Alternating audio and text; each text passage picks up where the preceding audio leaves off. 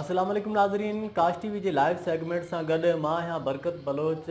मुख़्तलिफ़ शहरनि में ईद तयारियूं जारी आहिनि ऐं किथे ख़रीदारी जो सिलसिलो जारी आहे त किथे महांगाई सबबु आवाम परेशान आहे। असांखे जॉइन कयो आहे मुख़्तलिफ़ शहरनि मां काश टीवी जे रिपोर्टर्स। राणीपुर मां पंजलगाहू असां सां लाइन ते मौजूदु आहे, जॾहिं त ठुल मां अलीजान बुगटी असांखे जॉइन कयो आहे।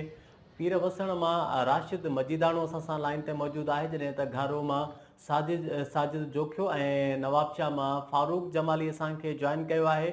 सभ खां पहिरियां रुख़ कंदासीं असीं राणीपुर जो, जिते असां सां लाइन ते मौजूदु आहे पंजलगाहो जी। पंजल, राणीपुर जी सूरत हाल कीअं पिया ॾिसो ऐं ईद ख़रीदारी जूं कहिड़ियूं तयारियूं हलनि पियूं? जी बिल्कुलु, मां तव्हांखे राणीपुर जे हवाले सां ईद जी ख़रीदारी जे हवाले सां ॿुधाईंदो हलां त राणीपुर में अॻिले साल जीअं हिन साल दुकानदार जो इहो चवणु आहे त ख़रीदारी जेकी आहे तमामु घटि थी आहे ऐं बाज़ार में जेकी रश आहे उहा बि बिल्कुलु बि न आहे। इन जी वजह इहा आहे त महांगाई तमामु घणी आहे।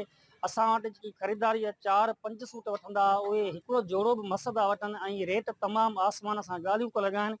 ऐं मां तव्हांखे महांगाई जे हवाले सां ॿुधायां त महांगाई जेकी आम वाहपे जी शयुनि जा बि रेट जेके आहिनि आसमान सां ॻाल्हियूं कनि लॻा आहिनि। जहिड़ो क चांवर, गिहु, खंडु, मच्छी, गोश्त, उन जा रेट ऐं जेकी ग़रीब तबिको आहे उहो तमामु घणो परेशान आहे, ॿिनि वेलनि जी मानीअ जे लाइ परेशान आहे ऐं उहो ख़रीदारी नथो करे सघे। ऐं सहरी ऐं इफ़्तार जे टाइम बि जेको आहे उन्हनि खे उहो नथा वठी सघनि कुझु सहरी जे टाइम बि, इफ़्तार जे टाइम बि, छो जो महांगाई तमामु घणी आहे। जी वॾी महिरबानी पंजल असांखे तफ़सीलनि आगाह करण खां। हाणे रुख़ कंदासीं ठुल जो, जिते काश टीवी जो नुमाइंदो अलीजान बुगटी असां सां लाइन ते मौजूदु आहे। जी अलीजान, ठुल जी सूरत हाल खां आगाह कंदा, उते ईद तयारियुनि जे हवाले सां कहिड़ी सूरत हाल ॾिसो पिया?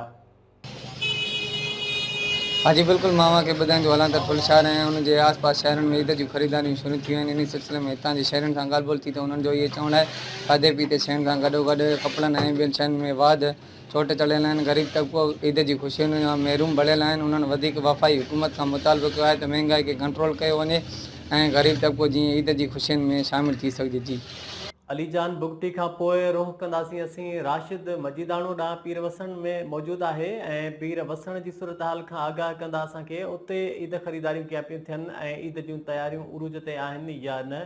जी राशिद, असांखे आगाह कजो त पीर वसण जी सूरत हाल कीअं पिया ॾिसो, ईद ख़रीदारी कीअं पई हले? जी बिल्कुलु, असीं वक़्तु पीर वसण में मौजूदु आहियूं। जॾहिं त पीर वसण में असां ॻाल्हि कंदासीं महांगाई जी, त पीर वसण में महांगाई चोट चढ़ियल आहे। ऐं जॾहिं रमज़ान महीनो ईंदे ई पीर वसण में खाधे पीते जे शयुनि जा अघु आसमान सां ॻाल्हियूं कनि पिया। पीर वसण में गोश्त, मच्छी, फ्रूट, सब्जी ऐं ॿियनि खाधे पीते जे शयुनि जा अघु आसमान सां ॻाल्हियूं करे रहिया आहिनि। जॾहिं त हितां जो मज़दूर तबिको जेको 500 खां 1000 ॾियारी कमाईंदड़ आहे उहो तमामु घणो मायूस आहे ऐं सहरी ऐं इफ़्तारी जी ख़रीदारी नथो करे सघे। असां जॾहिं पीर वसण जी अवाम सां ॻाल्हि कईसीं त हितां जी अवाम असांखे ॿुधायो त रमज़ान महीनो ईंदे ई खाधे पीते जे शयुनि जा अघु तमामु ॿीणा कया विया आहिनि ऐं असां सहरी ऐं इफ़्तारी जी ख़रीदारी नथा करे सघूं ऐं असां ईद जी तयारी बि नथा करे सघूं। ऐं हिननि इंतिज़ामिया खां मुतालबो कयो, हुकूमत खां मुतालबो कयो त थोरी तौरु खाधे पीते जी शयुनि जा अघु घटि कया वञनि ऐं असां जीअं सहरी ऐं इफ़्तारी जी ख़रीदारी करे सघूं। जी